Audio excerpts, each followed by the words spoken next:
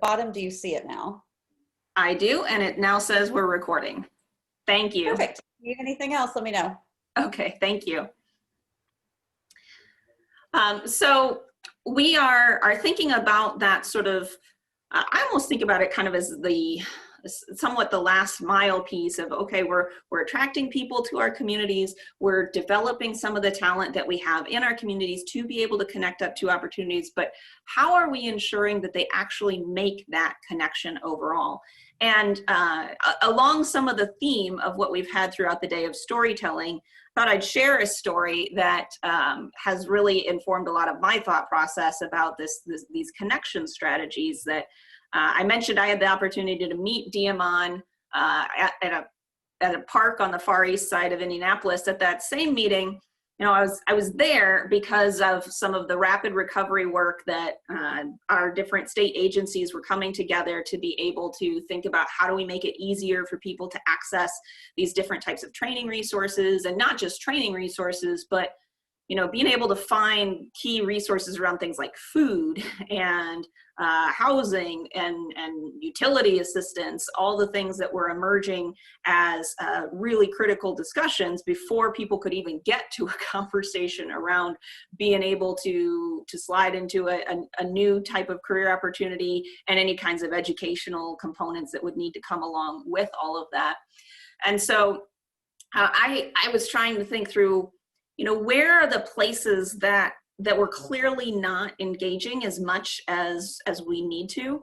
So looking at some of the data that shows disparity of opportunity, and then thinking about how do I help get out to people, to meet people where they are.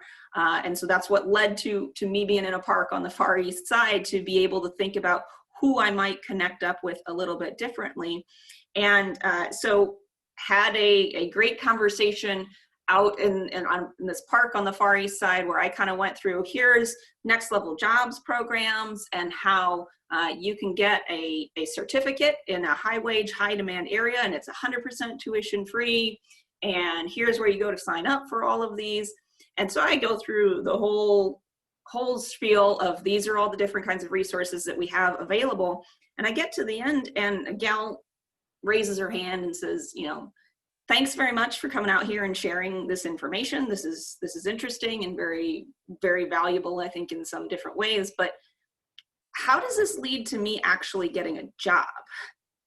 And I so appreciated that she asked that question, because it helped kind of inform this thought process of, I don't know that we're helping make these connections for folks to see how all these different things line up, and that we're, to some of the previous discussion, helping share social capital along the way, as far as sort of the economic capital of what are the relationships that we can help make, so that then folks are able to actually make that connection to the opportunity, whatever it needs to be that fits their particular interest areas and opportunity areas for their family.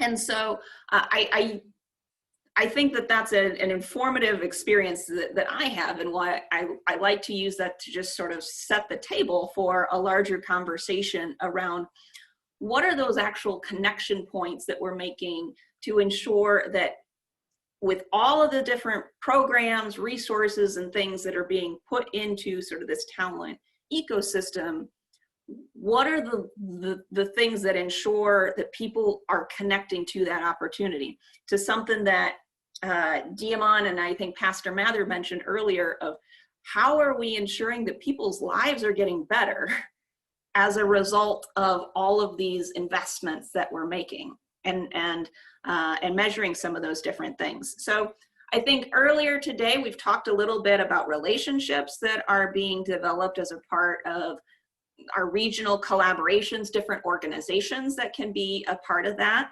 And so, we've continued along this learning journey from a state perspective of how do we better engage with some different types of, community-based organizations, faith-based organizations, who are doing some of the direct work, have the the relationships, the levels of trust with individuals that we're hoping to be able to ensure get people connected up to those opportunities that at the end of the day make people's lives a little bit better.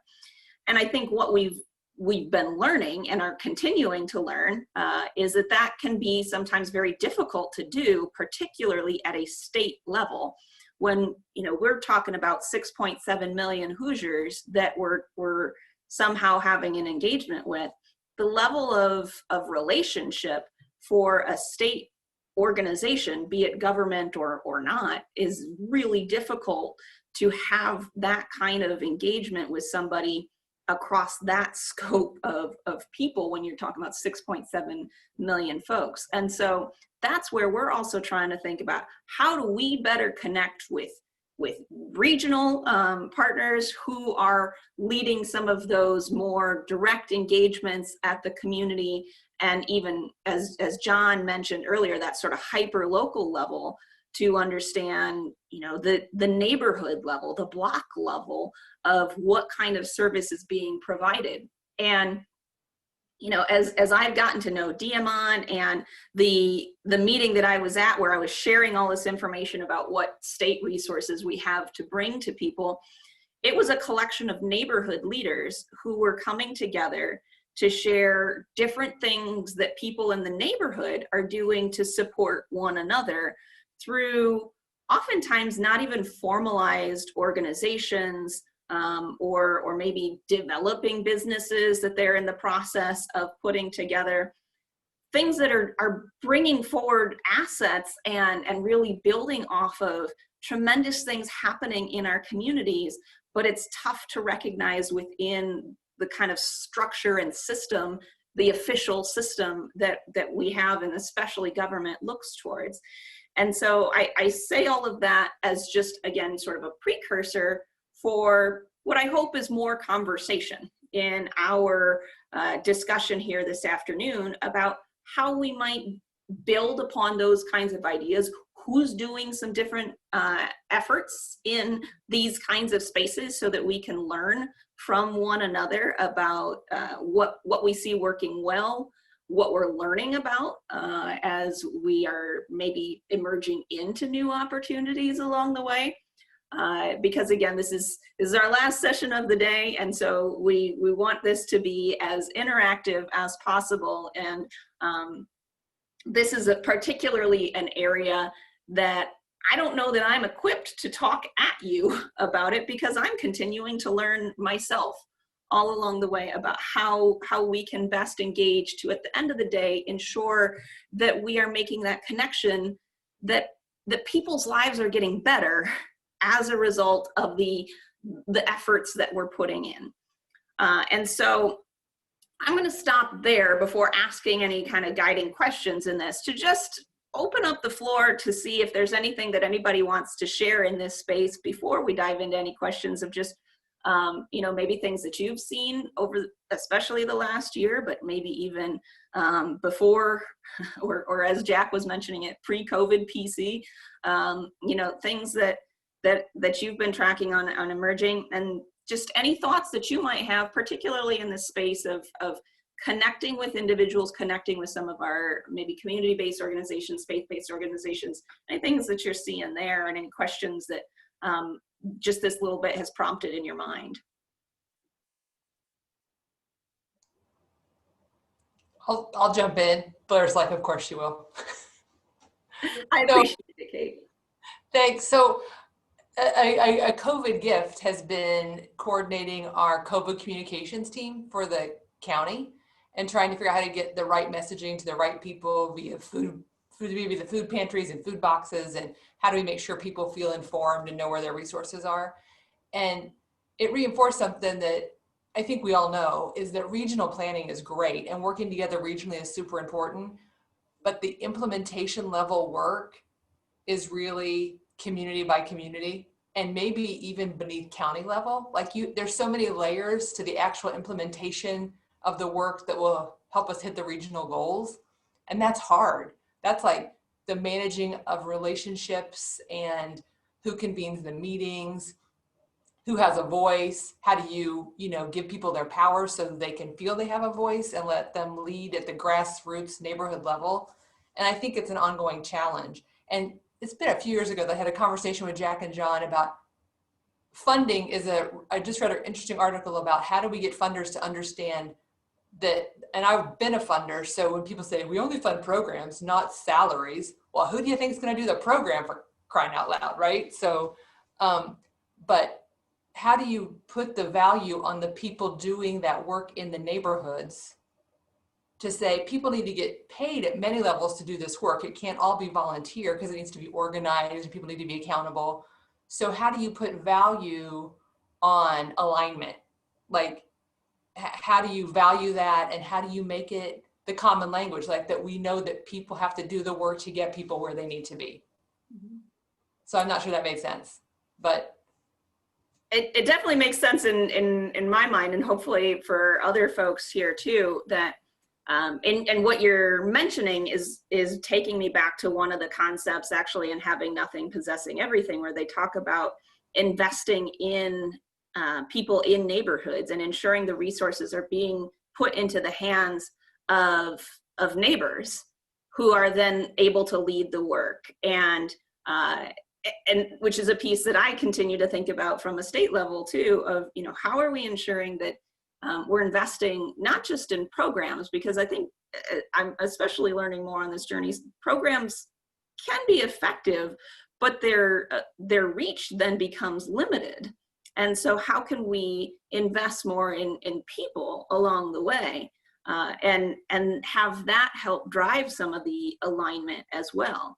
And maybe it's just a matter of being able to communicate to some of our different types of funding sources of, well, here's how we're hoping to make people's lives better as a result of this, and we're going to invest in them, and they're going to help us drive this work. And then we're leveraging all of the talents that they're bringing to the table as well in some different kinds of ways. So I really appreciate you sparking some different thoughts, because already this is just more of a thinking out loud type of session here today of what are we seeing be effective, and how do we build on some of these different pieces. So any other thoughts that anybody else might want to share? Chuck? Yeah, I had one. So just kind of an overall kind of observation is that there's a shift in people's acceptance or perception, tolerance of change, right? Everybody's been kind of forced to adapt to the COVID situation. So people are starting to shift their tolerance for change and the way that they approach or accept change. And so I think that's something that could really help us drive some of these initiatives forward. Even and not just, COVID, the political climate, the dichotomy there, people are second guessing some of the traditional ways of thinking. And so I think it's something that we can capitalize on in this work. I love that. Blair. Tina? Yeah, just sort of keying off of some other comments. We often talk about, planning regionally, acting locally, to Kate's comments. But, one of the challenges we've had in deploying some of our initiatives from the beginning is local capacity. And so, we, and you've known this, Blair, but, we've leaned heavily upon the concept of design thinking, and that every time we deploy dollars, we want communities or whatever stakeholder groups we're working through to use a design thinking process that requires that they get a lot of voice and input, and that they create diverse advisory teams, right? Now, diverse can have many meanings, of course. And so, so it's very common in our world now to talk about EWATs and CDATs, and, there's education and workforce advisory teams, there's QPATs, quality place advisory teams. Right now we have CDATs, which are our county digital advisory teams.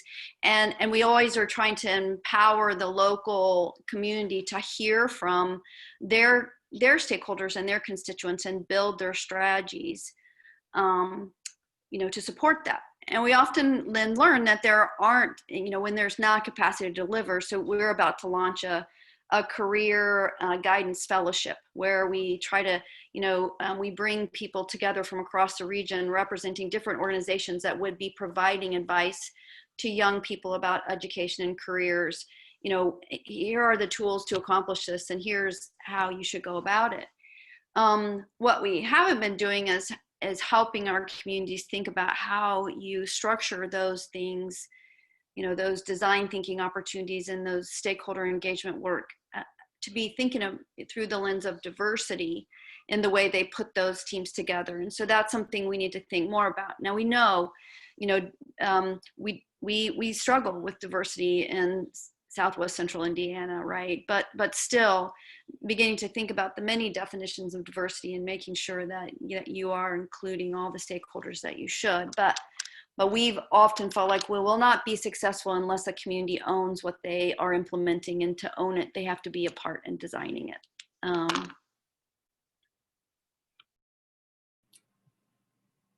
So as you're thinking about those design thinking questions, then what are the ones that you would say are kind of top of mind for you right now that you're trying to sort through? Well, I mean, they're embedded in all of our initiatives. I mean, I guess the most current one is really around digital inclusion. So devices,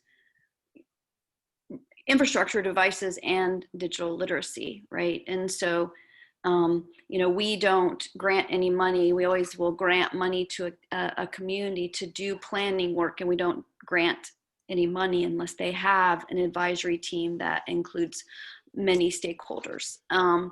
And so each one of those is going to have different priorities. They're going to have to figure out what the key questions are that they have to answer. And so that will vary, in each different instance of whether they're creating ready schools or ready communities, or, digitally literate, digitally inclusive communities. I don't know if that helps.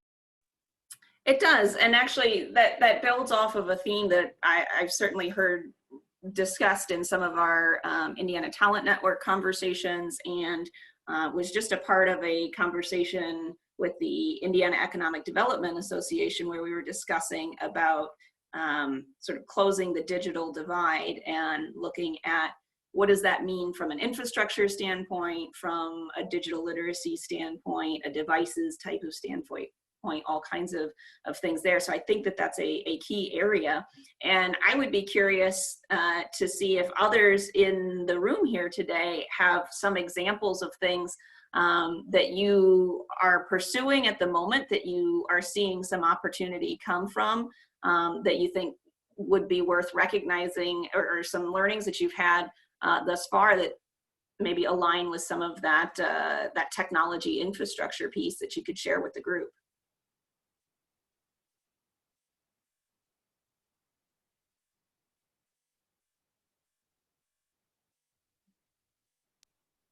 Well, Blair, we're really early in our analysis, and we're working with the Purdue Center for Regional Development, and we've done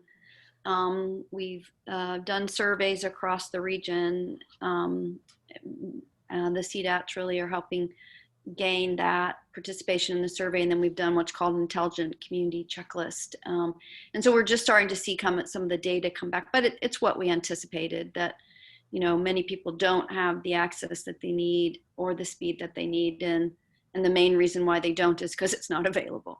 There are a few people that cost is an issue, but for most people it's just that it's not available. The ones that are saying they don't have access, it's because it's not available. But we are hearing that most communities, which surprised us, that people feel like they have access to expertise. If, for instance, they have a computer and they don't know how to use it, or they don't know how to connect it, that there is someone in their rural community that can provide support for that. And that did kind of surprise us a little bit.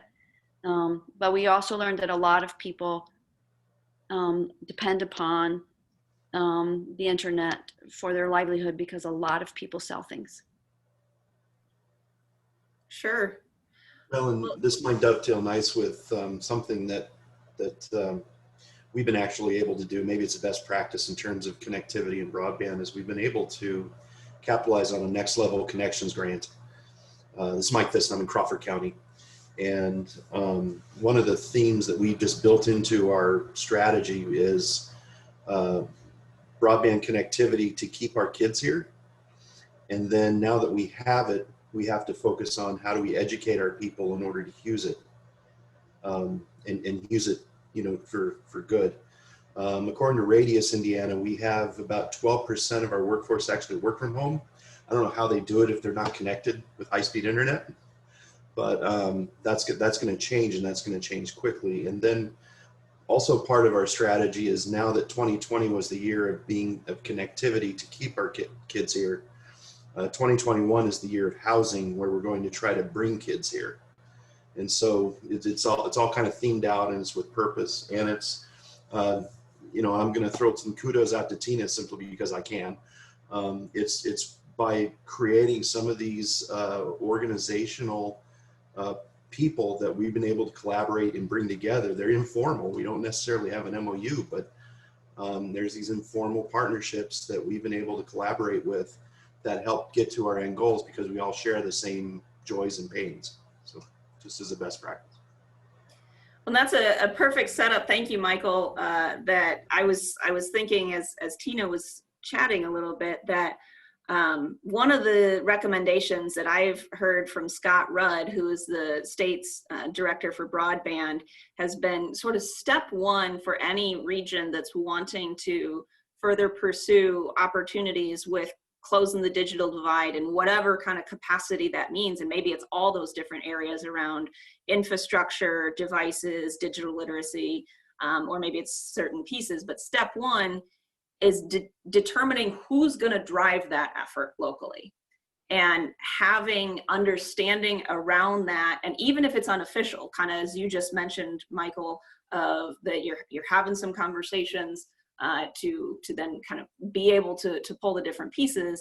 And going back to what Tina just mentioned, doing the design thinking around, bringing the different partners to the table to sort through what are the priorities that we're going to be able to set. And where I think, especially with our 21st century talent regions, there's great opportunity to leverage some of the convening that's already happening, and then think about, who are those other people that we could be bringing to the table, and then maybe even using some of that stakeholder engagement process through the Civic Lab resources of, what designing a guiding question to then determine where do we want to go for some of our connectivity issues as we see them for our region, and then just continue in some of those processes for being able to address the different elements. Because, and this was what I was sharing with the IEDA crowd too, is that it's different for every region. It may be different for every community, maybe different for a neighborhood because of infrastructure that's there, population density, and a whole number of different types of pieces. And so I would offer up that Tina mentioned the Purdue Center for Regional Development is a great resource for having some of those conversations. Scott Rudd and the his team and the broadband initiatives can be a great resource that we can connect up as well.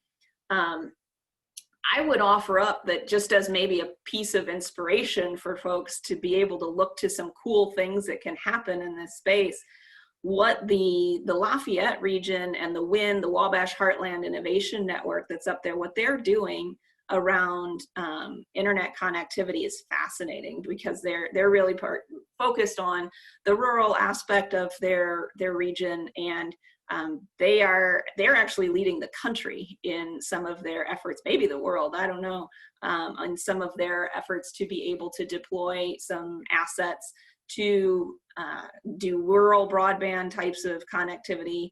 And I don't know that broadband is even the right word, because I think there's some different types of applications that are there. But these are things happening in Indiana. And I just say that as a mention of, there are resources that we can draw upon here to be able to help connect people as you're thinking about any kind of technology pieces that may influence how people are connecting to opportunity through some of those different areas. What other kinds of things do you see happening across your regions that you would, when you think about connectivity or talent connection, what are some things that you're pursuing that you could either teach or that you think are worth recognizing in this kind of a forum for folks to be able to gain insight from everybody that we have in the room here together?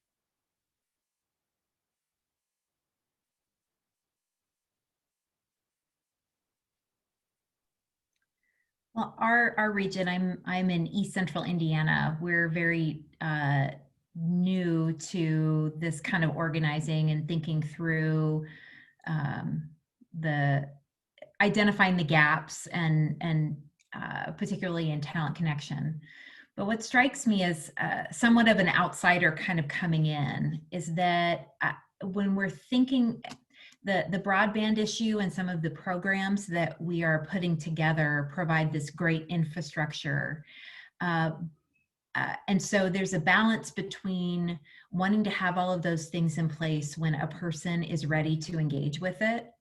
But they are not going to care about it until they're ready to engage with it or they need to engage with it. And thinking about in our region, not only do we have talent development and talent connection challenges, we also have population health challenges, and we've got,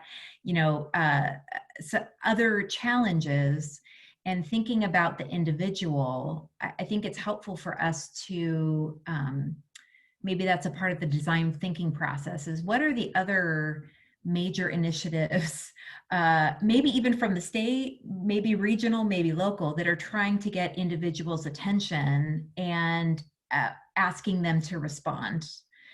We deal with this too, being at Ball State, that, one neighborhood is inundated with 4 or 5 surveys every semester on different things because of the population they represent, or they're just easy to access, or they're well organized.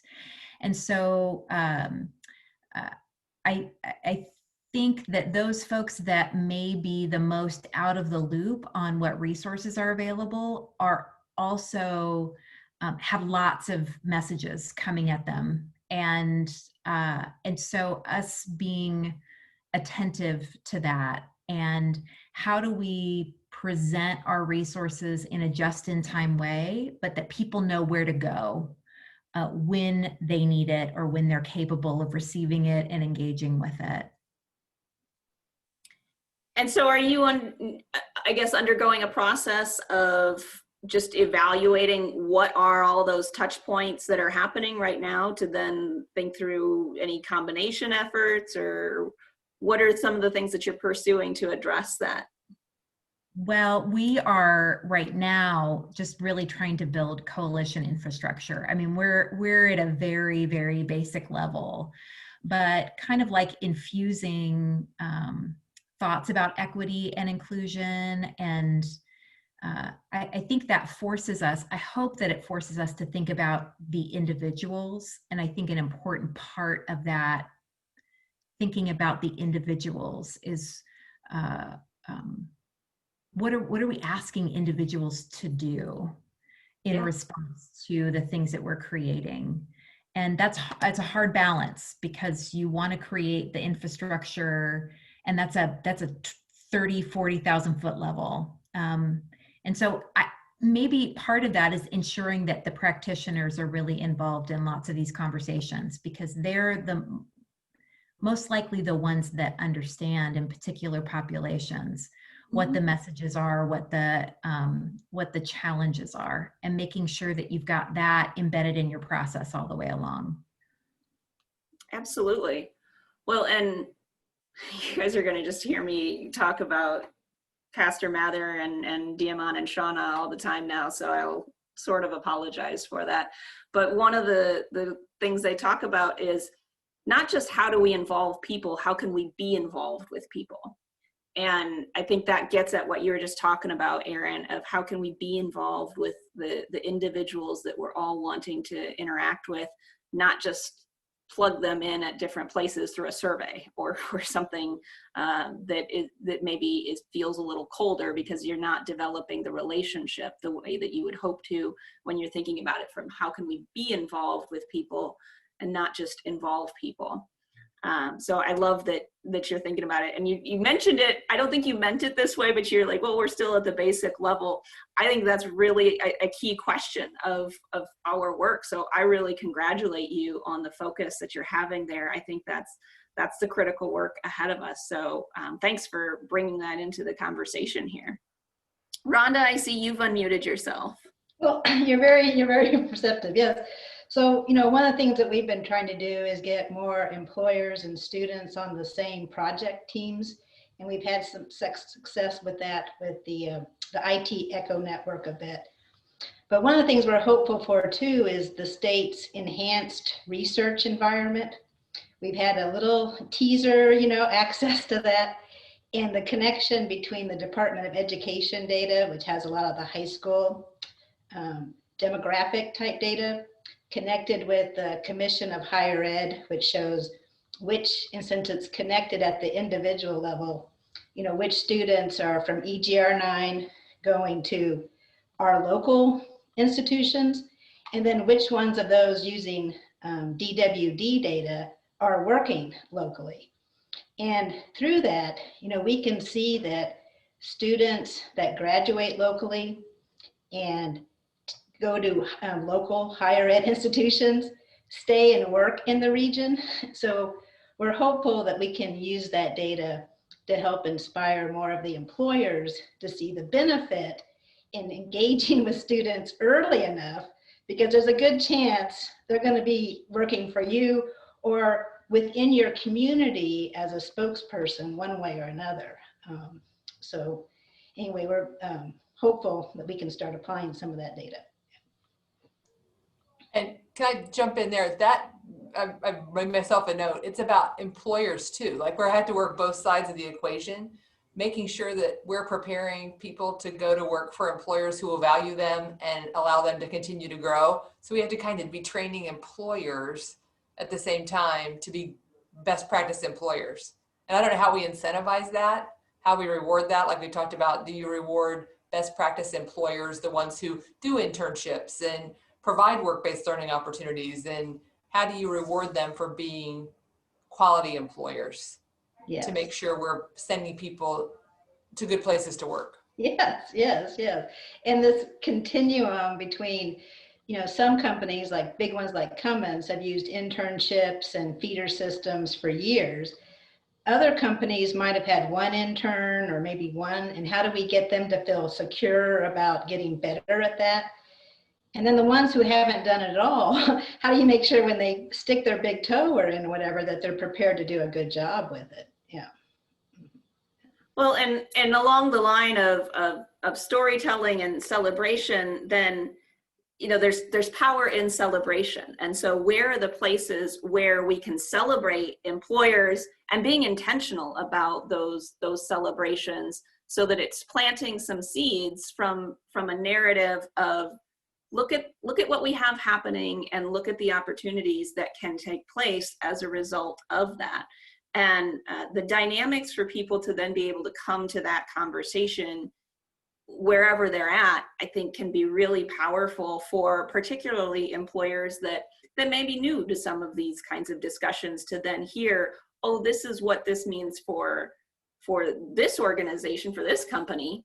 Then it starts the wheels turn, and I think a little bit of, well, I wonder what it might be for us to then connect up. And so what are those occasions, events, like Tiaman was talking about? I mean, can you throw a party to be able to celebrate people that are doing some things as a way to communicate information and encourage and incentivize some different types of behavior in ways that bring people along, and especially I think for the employer community, then you got people that see it as, what kind of a great competition could that be of wanting people to engage in unique kind of ways.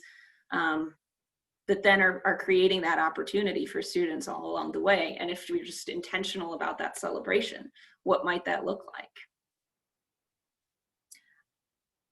Any other pieces that folks are already have underway, or you're starting to pursue that you think are great to be able to share here?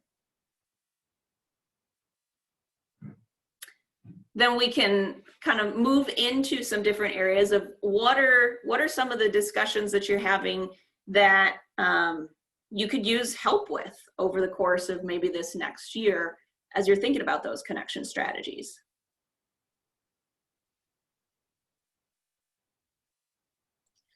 I have one thing I'd like to say. This is Jane, and I'm with the East Side Economic Recovery and Mobility Group.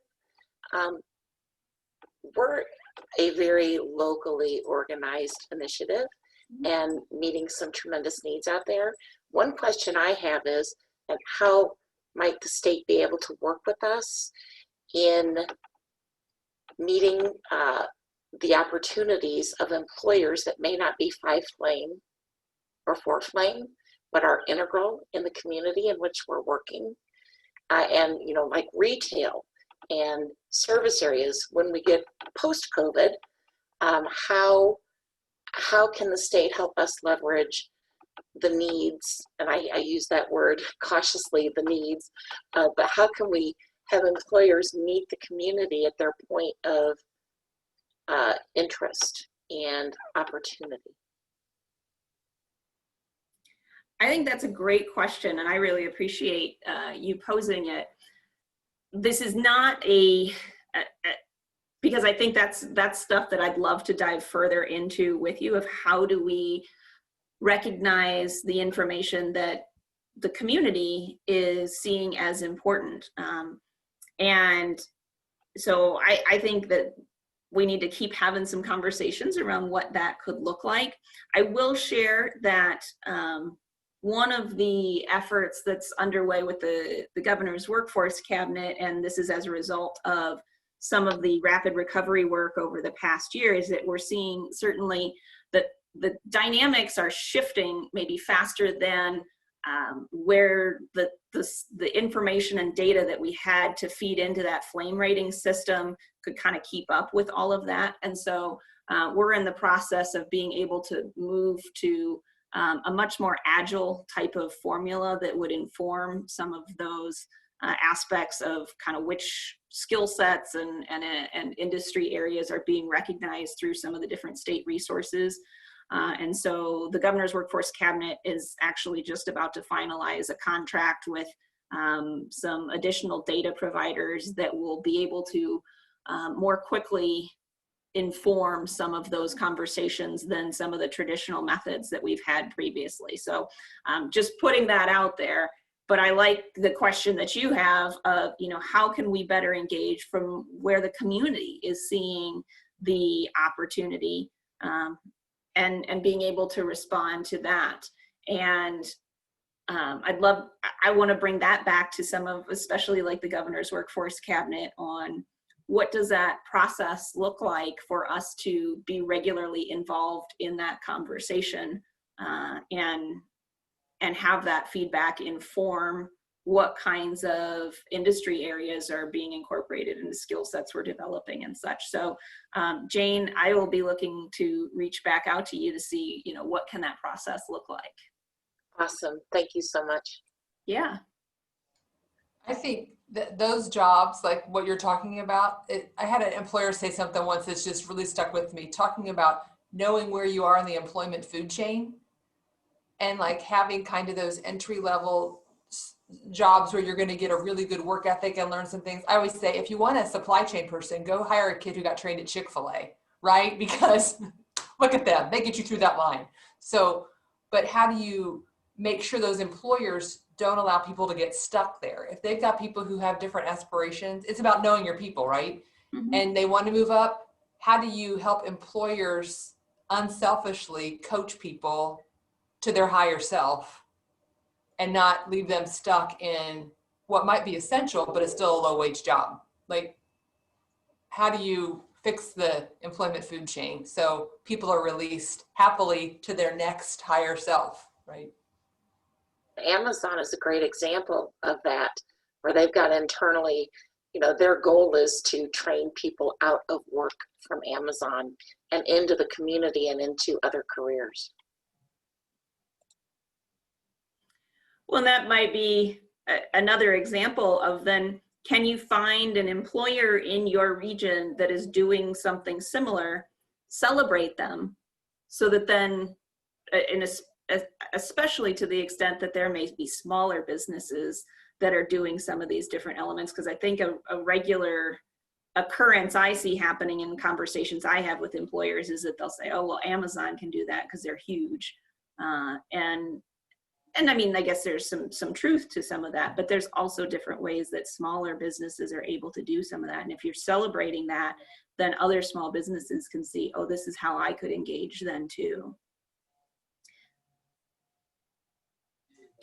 I think the employer piece is definitely one of the big questions that I see, at least in our region.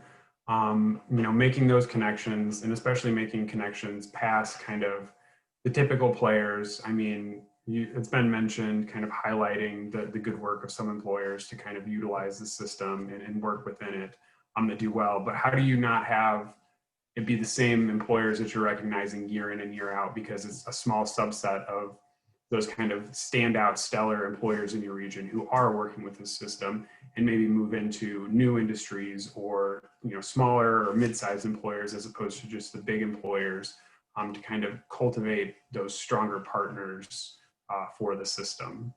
I know that some of the other regions, they have industry sector strategies that they're working. We have one in healthcare. We're looking to kind of expand those more, but kind of getting those additional employers maybe in those not typical sectors to start working with the system more. Anybody have any thoughts to share back with Sean on that?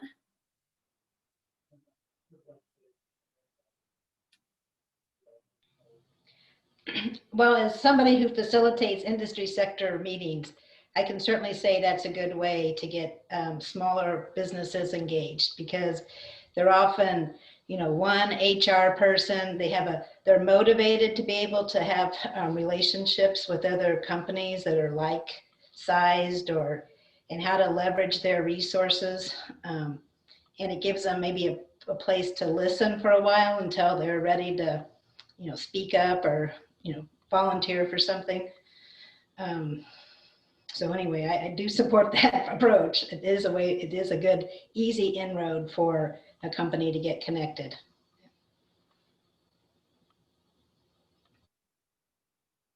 Well, and how many of you are pursuing some of those sector strategies? I think that's been a common theme that I've seen across some of the dashboards. Then is this kind of a space something that you're of the sort of employer highlight aspect of things? Is that something that you're looking to be able to include, or are there different ways that you're trying to engage employers?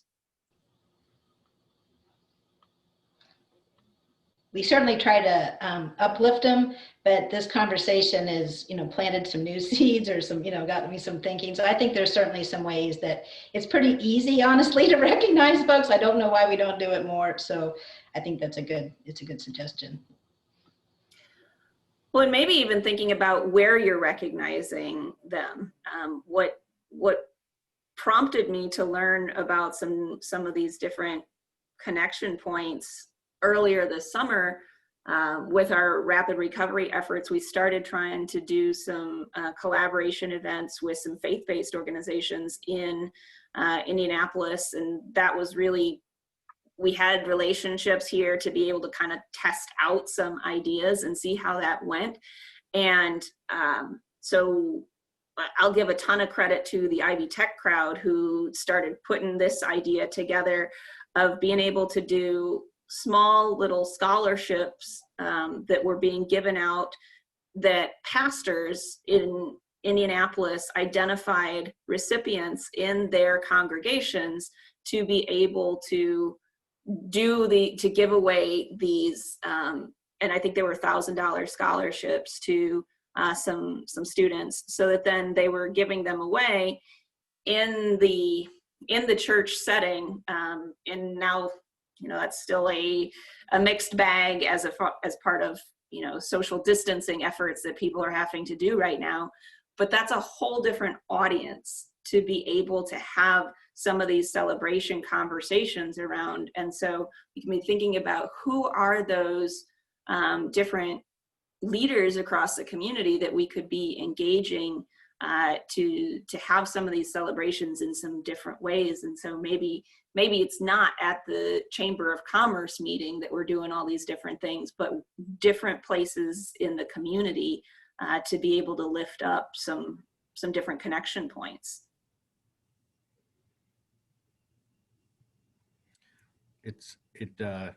I think to reach the audience of folks that we'd love to upskill and move along and advance, as well as bring more employers in, we really kind of need to, I don't have a good term for it, but backwards scale things. We often, and this, I work for a chamber, so we often recognize that big company that has the resources, has the ability to do it all. You know, they've got a great internal employee advancement program. They take interns from high schools and colleges and things. You know, we have a couple of employers that really bring their A game to all of that work. What we're starting to hear is it's really makes it, by constantly focusing on them, we are discouraging those small employers to step their toe into the water on any of this work, because it seems overwhelming to them. Like, I can't do all that. We have a wonderful employer that Gaylor Electric, our state rep, they do it all. But often, because they do it all, it's intimidating for other folks to get into the game, because they think, there's no way I can even come close to doing any of those things.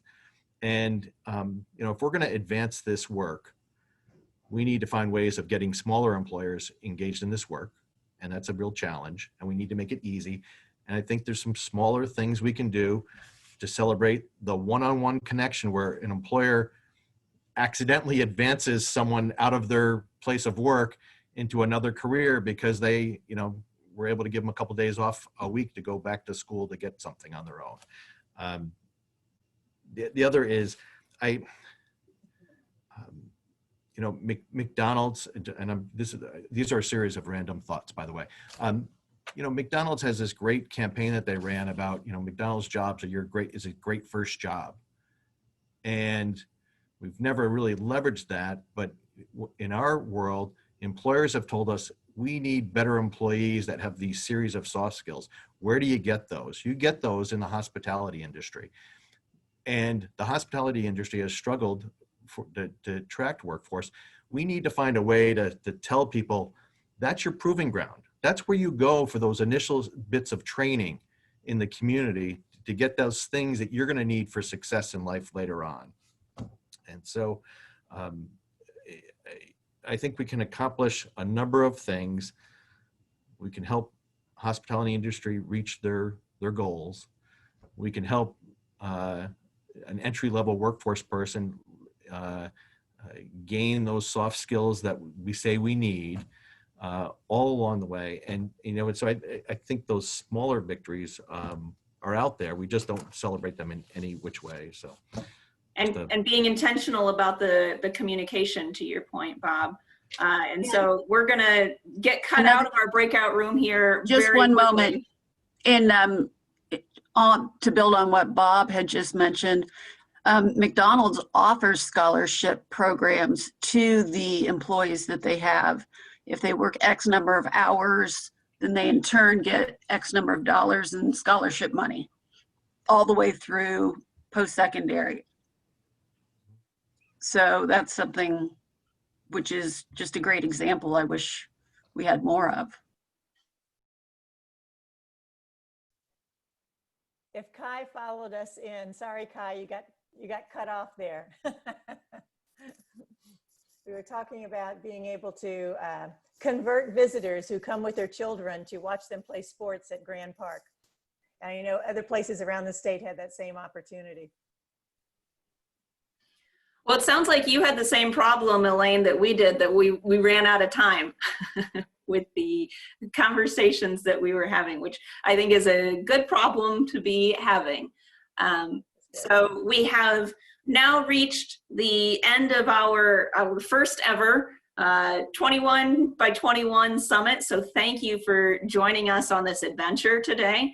That has been, and hopefully everybody saw our cleverness, that we weren't overly clever with our 21 by 21 of our 21st century talent regions in 2021. And so it has been such a rich day of conversations from this morning all throughout this afternoon. And just want to kind of take a couple minutes to bring everything together for everyone before we all disperse back to our regions and back to our typical regular programming. That the theme that we're trying to help bring together here is that we'd like to be able to continue leveraging these kinds of co-learning opportunities, and to ensure that, you know, now that we're at this point that most of our regions who are here today are either designated or close to the milestone of a designation. And so you've had some of those conversations around looking at your ecosystem. You may not yet have some of those maps built out in the dashboard, and that's okay. But you've at least had some of that level setting. And so it gives us some common language to be able to come together around.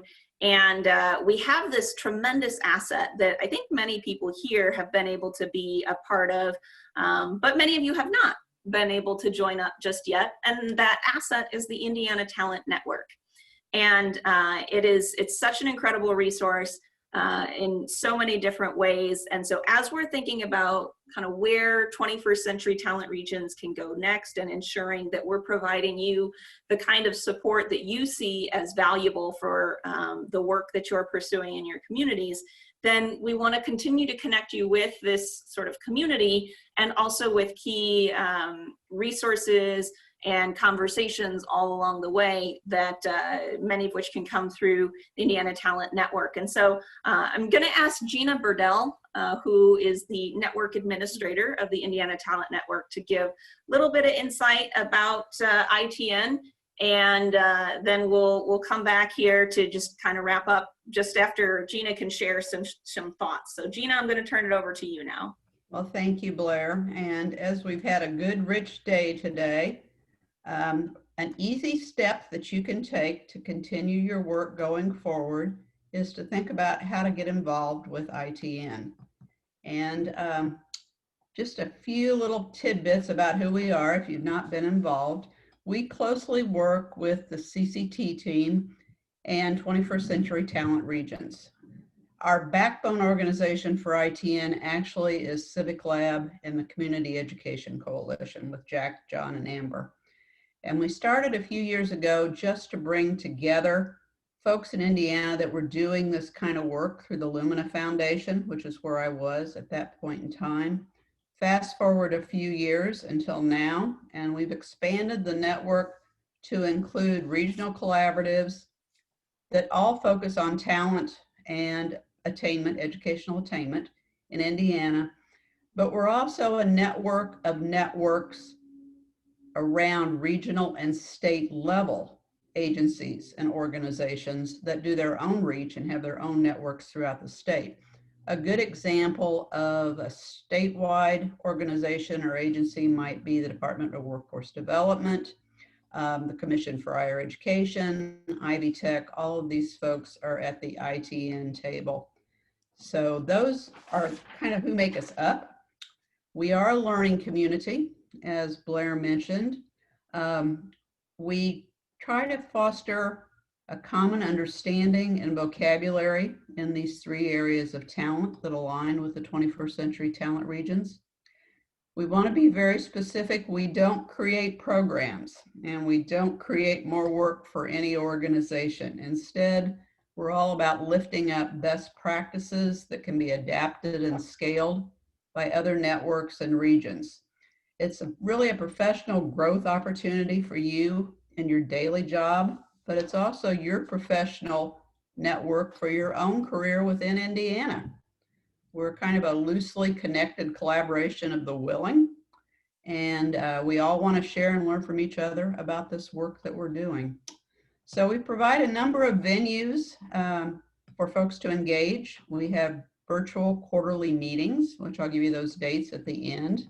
We have some small group discussions, one that we call meetups, which is really a networking opportunity about a determined topic. We have some informational webinars that we offer periodically for those who want to share their own resources. And then although we have a focus on talent, equity is kind of the umbrella that brings all of our work together, particularly since last year.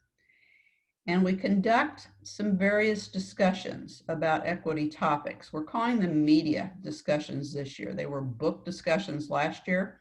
We have broadened that to include, if we want to get a little more creative this year, with other media, podcasts, blogs, those kinds of things. And our next discussion happens to be on Tuesday, the 19th. And we're going to continue the discussion that you heard at the keynote this morning on having nothing, possessing everything.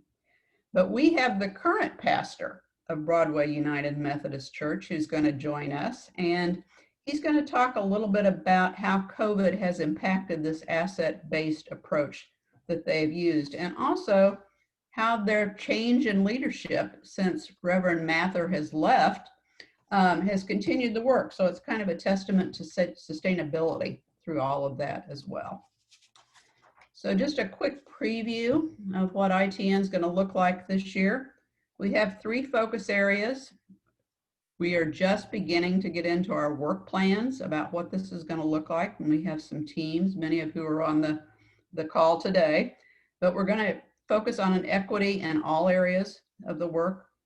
Very much an integration of the 21st century talent regions, whether you've been designated or you're in the process or just interested. We'd love to add you to the network to strengthen our outreach and our communication. And then we provide learning support or the content for all of our venues from these 3 areas of attraction, development, and connection.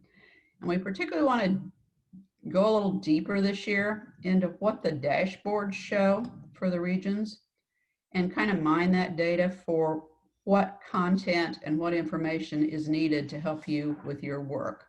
So we're going to continue to evolve and try to keep things current and fresh for ourselves going forward.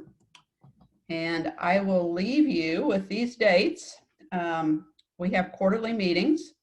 With COVID, we went virtual and it's worked out pretty well, but we also have in between these quarterly dates, our webinars, media discussions, and meetups. So we would like to invite you and hope that you will participate in ITN with at least some representation from all of your regional collaboratives. And the CTT team or Civic Labs, or I can put my contact information in the chat box so we can follow up directly with you and at least get you on our mailing list. So with that, Blair, I will turn it back over to you. Thank you, Gina. And you know, we've had just an incredible day of conversations. I have many pages of notes from the discussions this morning, this afternoon, the one that we just got to have around connection. And so Gina just mentioned the discussion about dashboards and utilizing some of that information to inform some of ITN's work. I think there were a lot of common themes I heard throughout the day of, you know, thinking a little bit more around some of the relationships that exist there and how to utilize dashboards. And so we want to ensure that those learnings, those discoveries that we've had today are going to be incorporated into some of these kinds of opportunities. And so we hope to be able to continue to engage with all of you through ITN and those co-learning opportunities there.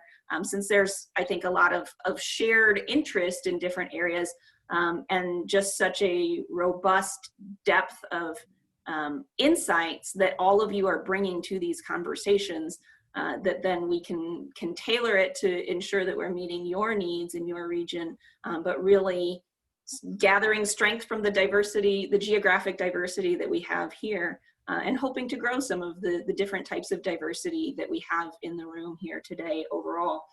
So we'll be looking to have some of that engagement. I only got to be a part of our connection conversation, but I am deeply thankful for Secretary and President Elaine Beadle to have led the talent attraction discussion. Very thankful to the Executive Director of the Governor's Workforce Cabinet, PJ McGrew, for being a part of our talent development conversations.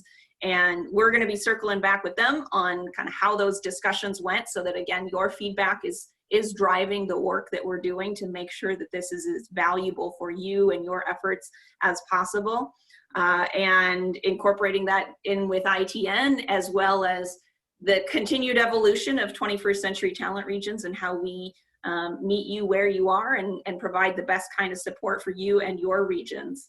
So with that, I appreciate always the sentiment that comes in for various events that I'm a part of, where people will send a survey afterwards of, you know, was this helpful? What did you like? What did you dislike? All these different kinds of things. And so we certainly want to be mindful of that. What I sometimes, and I don't know if others are the same as me, but I sometimes struggle to have the time to be able to take those surveys. And so Rachel is going to be following up with all of our backbone leaders, who thank you to all of you for all of your facilitation and conversations today as well. So we want to be following up with you to be mindful of your time and get the best kind of feedback from you to make sure that we're meeting your needs moving forward. So look for some emails that are going to, and phone calls maybe that'll be coming from Rachel, so that then you don't have to be responsible or maybe be irresponsible, as I sometimes am, in taking some of those surveys, because oftentimes they just get lost in my inbox. So we just want to make sure that we're tailoring that experience for you as well. And before we go, then just a huge, huge thank you to everyone for all of your attention today, the great discussion that we've had throughout, again, for all of your incredible efforts that have brought you to today's conversation. And then for everybody who worked behind the scenes, the Amber Fish Vote has been just, I think, an absolute magician in helping us get to all of these different rooms and all of the different ways that we are able to have these conversations. To John Burnett, Jack Hess at Civic Lab for your tremendous insight that informs so much of our work throughout. Thank you to Elaine for helping prompt this idea. And so Elaine and your team at the Indiana Destination Development Corporation, you've been such a tremendous partner throughout. And again, to all of our facilitators who help to lead our conversations throughout the day. We couldn't have done this without you. At one point, we were thinking of how we could find people all across our different state agencies to help lead the conversations. And we're like, we're gonna have to find like 15 people to drive these discussions. We thought, well, wait a minute. No, we've got these great partners who are already in regions. So let's connect up there and be involved with people. And so thank you to everybody who helped lead those conversations, and again, for all of the work that you are doing. We look forward to continuing to engage with you as our work continues forward. And so just a last minute thank you to everybody for all of the participation here. And if you have questions, I know one other note I need to mention before we leave. I got a lot of text messages and emails already from people who are interested in being able to connect back up with Pastor Mather, Diamond, and Shauna. And so glad that people are interested in that. I'm going to connect back with them to determine what the most effective and efficient way is to connect up with them, because there's so much interest, which is fabulous. And we'll be getting back to everybody.